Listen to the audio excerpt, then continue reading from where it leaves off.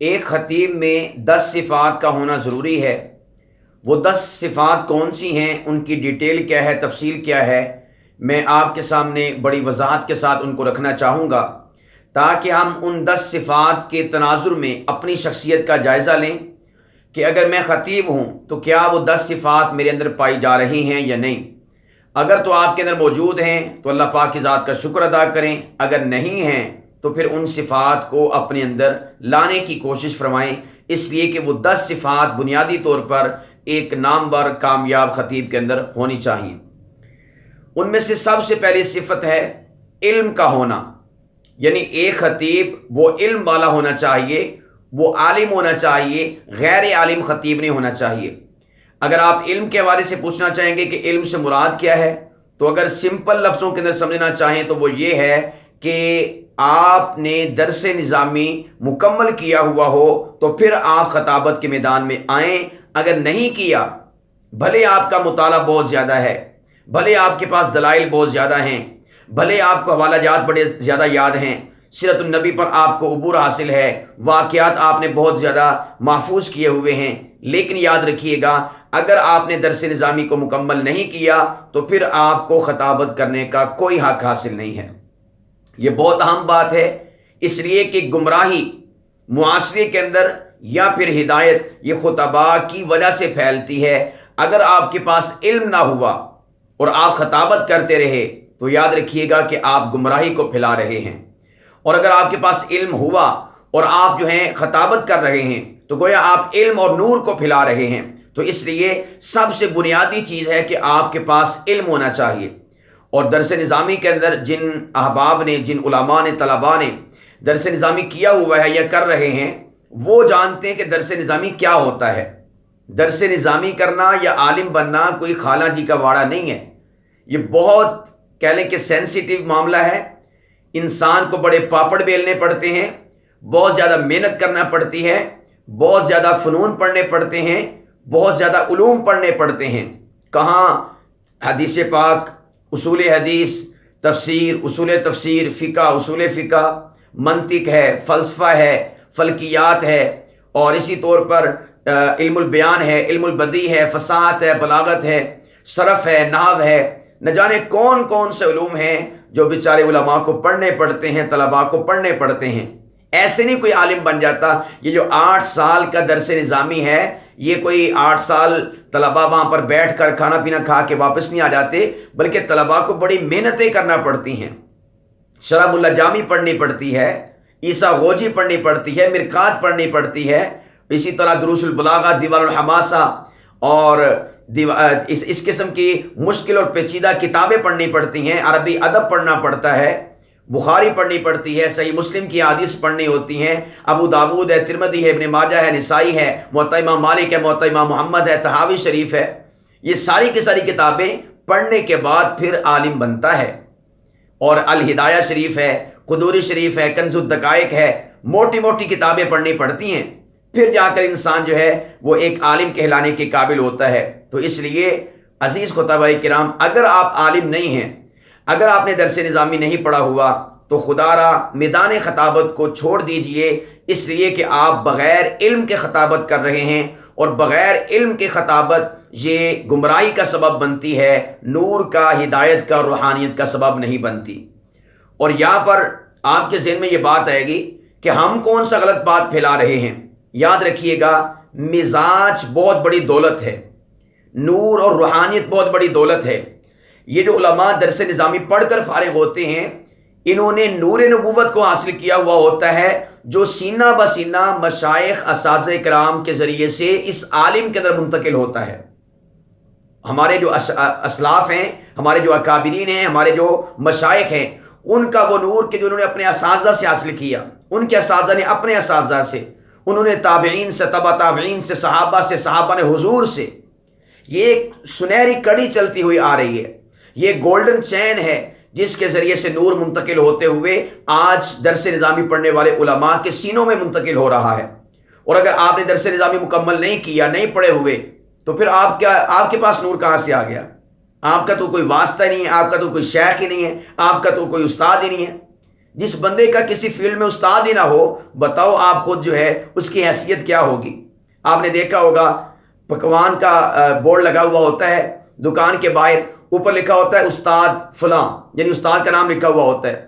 آپ رکشہ ڈرائیور کو دیکھ لیں، اس نے استاد کا نام لکھا ہوتا ہے، ٹرک ڈرائیور کو دیکھ لیں، اس نے استاد کا نام لکھا ہوا ہوتا ہے۔ تو بہت بڑی اہمیت ہے دنیاوی معاملات کے اندر بھی، اور بالخصوص دینی معاملات کے اندر تو بہت زیادہ اہمیت ہے استاد کی اور اس سلسلہ سند کی۔ تو اس لیے اگر آپ درس نظامی کمپلیٹ نہیں کیے ہوئے تو پھر آپ میدان خطابت کو چھوڑ دیجئے، یا پھر آپ خطابت کرنا چاہتے ہیں تو درس نظامی مکمل کر کے پھر اس کے بعد میدان خطابت میں آئیے، اپنے زور دکھائیے اور دین اسلام کی تبلیغ اور ارشاد کے اندر اپنا رول اور کردار ادا کیجئے۔ تو سب سے پہلی چیز ہے علم کا ہونا۔ نمبر 2، عمل اور اخلاص کا ہونا۔ ظاہر بات ہے کہ علم کا تقاضا کیا ہے؟ عمل، اور عمل کی جان کیا ہے؟ اخلاص۔ تو اگر آپ کا کسی بات کے اوپر عمل نہیں ہے اور آپ لوگوں کو تلقین کر رہے ہیں، سب سے پہلی بات آپ کا ضمیر آپ کو جھنجھوڑے گا۔ نمبر 2، اگر لوگوں کو پتہ ہے کہ یہ کام خود نہیں کرتا ہمیں کہہ رہا ہے، تو پھر معاشرے کے اندر بھی آپ کی بدنامی کا ذریعہ اور سبب بنے گا۔ تو اس لیے عمل آپ کے اندر ہونا چاہیے اور اس عمل کے اندر اخلاص ہونا چاہیے۔ یہ خطیب کے اندر دوسری بڑی صفت ہے۔ نمبر 3، اپنی بات پر اعتماد کا ہونا۔ آپ جو بات اپنے منہ سے نکالیں، آپ مکمل کانفیڈنس اور اعتماد کے ساتھ نکالیں۔ یاد رکھیے گا، اگر انسان سچی بات بنا اعتماد کے، بد اعتمادی کے ساتھ اپنی زبان سے نکالتا ہے تو سچی بات بد اعتمادی کی وجہ سے جھوٹی لگنے لگتی ہے، اور اگر آپ جھوٹی بات پر اعتماد چہرے کے ساتھ، پر اعتماد آواز کے ساتھ نکالتے ہیں تو جھوٹی بات پر اعتماد انداز اور پر اعتماد چہرے کی وجہ سے لوگوں کو سچی لگتی ہے۔ تو اس لیے آپ اپنے اندر اعتماد کو پیدا کریں۔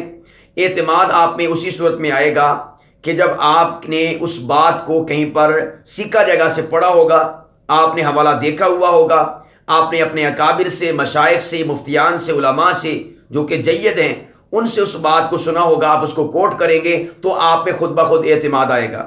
اور اگر آپ نے کسی اہل غیر نتو خیرے سے یا کسی بے سند عالم سے، یا کہہ لیں کہ ایک لوز قسم کے عالم سے آپ نے اس بات کو سنا ہوگا کہ جس کی علم کے حوالے سے رسوخ نہیں ہے، اتھینٹسٹی نہیں ہے، تو پھر آپ کی وہ گفتگو، وہ آپ کی بات جو ہے خود بخود ایٹومیٹک آپ کے اندر وہ خود اعتمادی کی بجائے بد اعتمادی کو پیدا کر دے گی۔ تو اس لیے اپنی بات کے اوپر آپ کو مکمل طور پر اعتماد ہونا چاہیے۔ اب دیکھیں، نفسیاتی طور پر دیکھیں، اگر آپ کو اپنی بات پر ہی اعتماد نہیں ہے تو آپ بتائیے لوگ آپ کی بات کے اوپر اعتماد کریں گے؟ اگر آپ اپنی بات کے اوپر خود ہی ایگری نہیں ہیں تو لوگ کیسے ایگری ہوں گے؟ یہ نفسیاتی میں نے آپ کے سامنے جو ہے ریزن اور وجہ ذکر کی ہے۔ تو اس لیے جب بات کریں پورے اعتماد کے ساتھ کریں، پورے پیشن کے ساتھ کریں، اس میں کسی قسم کی ویکنس اور کمزوری اور بد اعتمادی نہیں ہونی چاہیے۔ نمبر 4، ایک خطیب کو حاضر دماغ ہونا چاہیے۔ حاضر دماغ کا مطلب یہ ہے کہ دوران جلسہ، دوران بیان، دوران سپیچ آپ کے کچھ بھی ہو سکتا ہے، بجلی بھی جا سکتی ہے، اسپیکر بھی پھٹ سکتا ہے، غبارہ بھی پھٹ سکتا ہے، مجمع میں کوئی چوہا بھی چھوڑ سکتا ہے، اور کتا بھی بھونک سکتا ہے، اور مجمع میں سے کسی انہونی آواز بھی آ سکتی ہے، ڈرونی آواز بھی آ سکتی ہے، سوئے سوئے کوئی خراٹے بھی لے سکتا ہے، گولی بھی چل سکتی ہے۔ گویا کہ آپ کے بیان کے دوران کچھ بھی ہو سکتا ہے، لیکن اس کچھ کے موقع پر آپ نے کیا کرنا ہے، اس کو کہتے ہیں حاضر دماغی۔ یہ آپ کے پاس ملکہ ہونا چاہیے، اس لیے کہ سارا کا سارا مجمع ایک خطیب پر موقوف ہوتا ہے۔ اگر آپ کے پاؤں ڈگمگا گئے اس موقع پر تو مجمع ڈگمگا جائے گا، اگر آپ پھسل گئے تو مجمع پھسل جائے گا، اگر آپ بھاگ گئے تو مجمع بھاگ جائے گا۔ یہ نہ ہو کہ گولی چلی اور آپ بھاگ جائیں، اگر آپ بھاگ گئے تو پھر مجمع بھاگ جائے گا۔ اور آپ کو یاد ہوگا 1992 جرنیل اہل سنت حضرت مولانا اعظم طارق شہید رحمۃ اللہ تعالی علیہ دھوبی گھاٹ فیصل آباد میں گولی چلی، ان کے بیان کے دوران دشمنان صحابہ نے چلائی۔ تو کیا آپ سمجھتے ہیں وہ شیر دل نوجوان اسٹیج چھوڑ کے بھاگ گیا تھا؟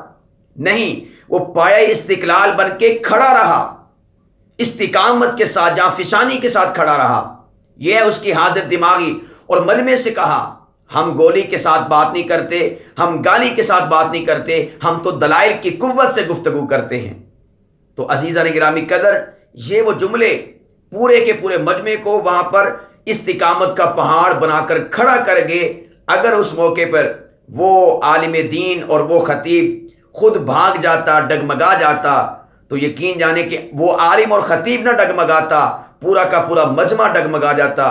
وہ عالم اور خطیب نہ پھسلتا بلکہ پورا کا پورا مجمع پھسل جاتا، تاریخ کے اوپر ایک بدنما داغ لگ جاتا۔ تو کتنا خوبصورت جو ہے جملہ کہہ کر مجمع کو جمایا کہ ہم گولی کے ساتھ بات نہیں کرتے، ہم تو دلائل کے ساتھ گفتگو اور بات کرتے ہیں۔ تو اس لیے حاضر دماغ آپ کو ہونا چاہیے کہ کسی بھی موقع پر کچھ بھی ہو سکتا ہے، میں نے کیا کرنا ہے، میرا اس موقع پر کردار کیا ہونا چاہیے، میرا رول کیا اس موقع پر ہونا چاہیے۔ نمبر 5، ایک خطیب کے پاس ذخیرہ الفاظ اور تصحیح تلفظ کا ہونا ضروری ہے۔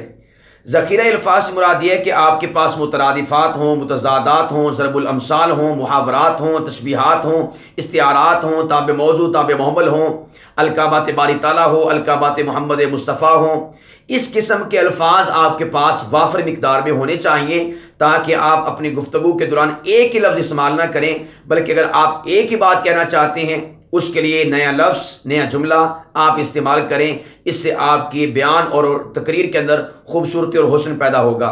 جس طرح آپ نے دیکھا ہوگا، ہم بات کرتے ہیں آپ صلی اللہ علیہ وسلم کی رحمت کی، تو ہم کہتے ہیں حضور علیہ السلام جہانوں کے لیے رحمت بن کر آئے، حیوانوں کے لیے رحمت بن کر آئے، انسانوں کے لیے، جمادات کے لیے، معدنیات کے لیے، ارضیات کے لیے، فلکیات کے لیے، عرشیوں کے لیے، فرشوں کے لیے، شرقیوں کے لیے، غربیوں کے لیے، شمالیوں کے لیے، جنوبیوں کے لیے، اپنوں کے لیے، بیگانوں کے لیے، دشمنوں کے لیے، اور فرشتوں کے لیے، نوریوں کے لیے، ناریوں کے لیے، خاکیوں کے لیے۔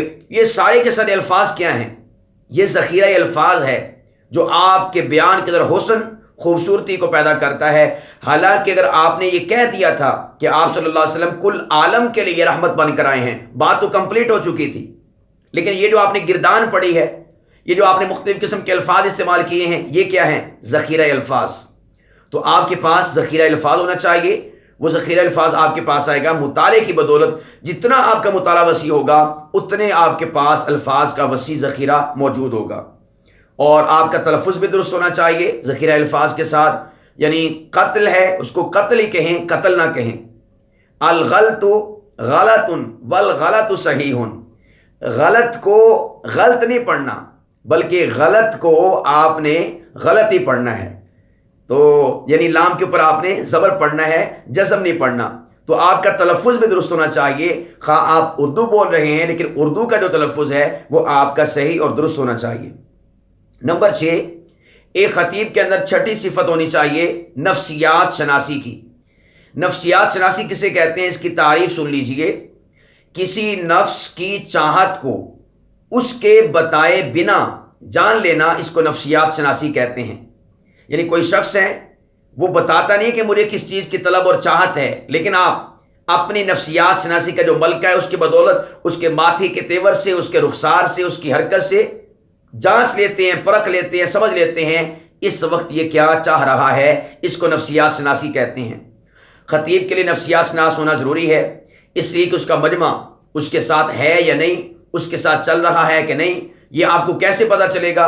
آپ مجمع سے پوچھیں گے کہ بھئی آپ تیار ہیں، آپ میری گفتگو سنیں گے، میں آدھا گھنٹہ اور گفتگو کر لوں؟ نہیں، ایسا نہیں، بلکہ آپ کو ان کے چہرے پڑھ کے محسوس کر لینا چاہیے کہ مجمع میرے ساتھ چل رہا ہے یا نہیں، مجھے تقریر اور بیان چھوڑ دینا چاہیے یا پھر رواں رکھنا چاہیے۔ اس کو نفسیات شناسی کہتے ہیں۔ یہ چہروں کو پڑھنے سے انسان کو ملکہ حاصل ہوتا ہے۔ تو ایک خطیب کے اندر نفسیات شناسی بھی ہونی چاہیے۔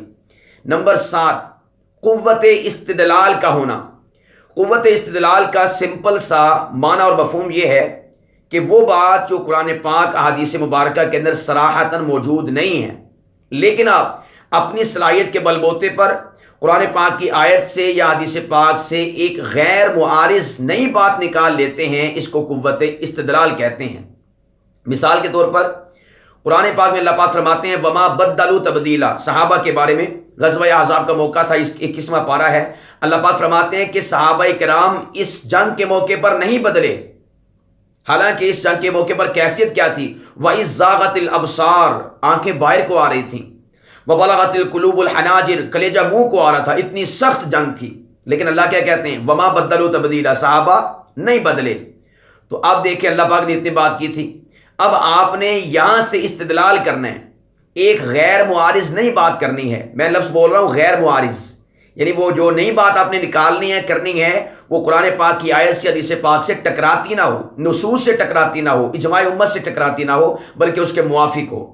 تو اب میں موافق بات کرنے لگا ہوں، وہ غیر معارض ہوگی کہ آپ حضرات کے علم میں ہے کہ بعض بدباطن صحابہ کرام کے بارے میں یہ نظریہ رکھتے ہیں کہ صحابہ کرام وصال مصطفیٰ کے بعد ایمان سے بدل گئے تھے۔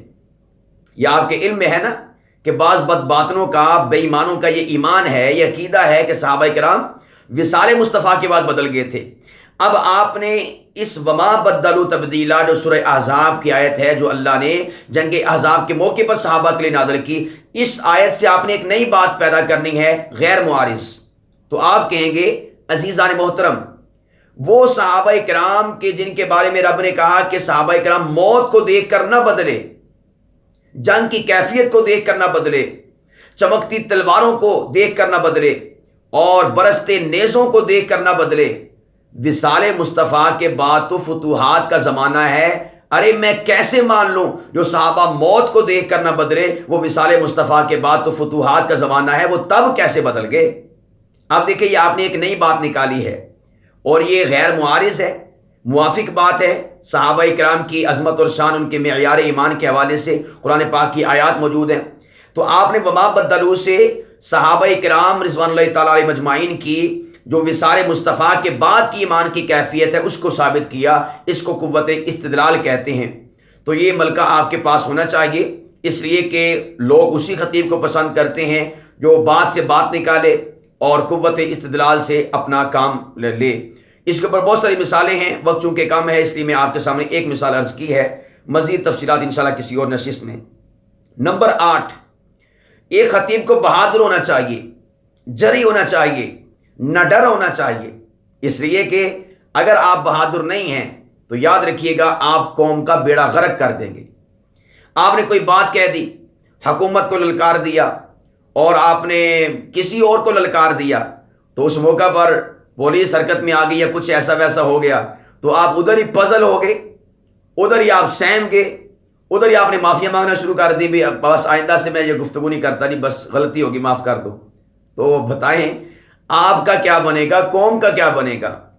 بلکہ آپ کو بہادر ہونا چاہیے، نہ ڈر ہونا چاہیے۔ یا تو ایسی بات منہ سے نکالے نا کہ جس کے اوپر آپ جم نہیں سکتے، کھڑے نہیں ہو سکتے، اگر نکال دی ہے تو پھر جم جائیے، ڈٹ جائیے، پھر پیچھے نہ ہٹیے، اس لیے کہ آپ کا کردار بھی مشکوک ہوگا اور پھر آئندہ سے لوگ آپ کے بارے میں بہت زیادہ شکوک و شبہات کا شکار ہو جائیں گے۔ تو آپ کو بہادر ہونا چاہیے، دین کا جو داعی ہے وہ بہادری اور جرت مندی کا پیکر ہونا چاہیے، اس کے اندر کسی قسم کی ویکنس، کمزوری اور اسی طور پر بزدلی یہ نہیں ہونی چاہیے، ٹھیک ہے؟ تو اپنے اندر آپ نے بہادری کو پیدا کرنا ہے اور بزدلی کو اپنے قریب نہیں پھٹکنے دینا۔ اسلام کے آپ شیر ہیں، اسلام کے آپ سفیر ہیں، خطبہ عزام، آپ میں بہادری نہ ہوگی تو اور کس میں ہوگی؟ تو اس لیے جو بات کریں بہادری کے ساتھ کریں، بے باکی کے ساتھ کریں، نہ ڈر ہو کر کریں، کہیں پر بھی اپنے قدم جو ہیں وہ آپ کے ڈگمگانے نہیں چاہیے، بزدلی کا شکار نہیں ہونے چاہیے۔ نمبر 9، خطیب کے اندر 9ویں صفت یہ ہونی چاہیے کہ وہ بلند آواز اور صاف آواز ہو، دھیمی آواز، پست آواز، کہ بیچارے کے اپنے کان نہیں سن رہے تو لوگ کیا سنیں گے؟ ہمیشہ لوگ اس خطیب کی طرف متوجہ ہوتے ہیں جو بلند آواز بھی ہوتا ہے اور صاف آواز بھی ہوتا ہے۔